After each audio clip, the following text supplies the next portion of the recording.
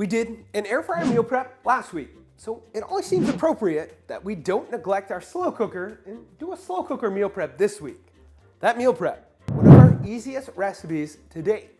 A slow cooker pesto chicken made using 4 ingredients you might already have on hand. So let's jump right into it. Question of the day, and circling back to last week's air fryer recipe, should I do more of those or more slow cooker recipes? Drop your answer in the comments. To make this one, take out your slow cooker and 3 pounds of either fat trimmed chicken breast or thighs. Add them into the bottom of your slow cooker.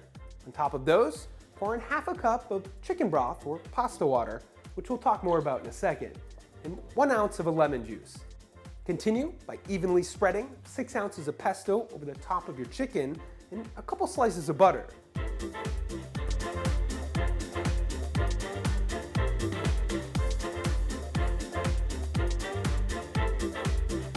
Throw your cover on and put it on low heat for 5 to 6 hours or until your chicken reaches 165. While it's cooking, this is where you can chop up some tomatoes and make however much pasta you want to pair with this recipe.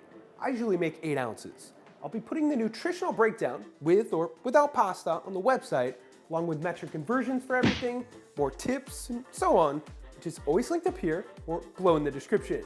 Once your chicken reaches 165, you can either shred it by using 2 forks or a hand mixer, or simply add the rest of your ingredients in.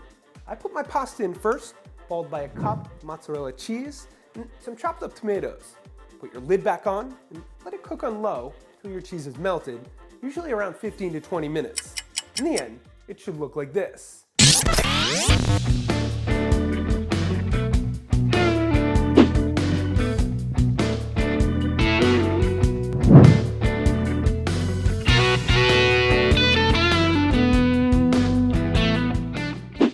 Tips to this one.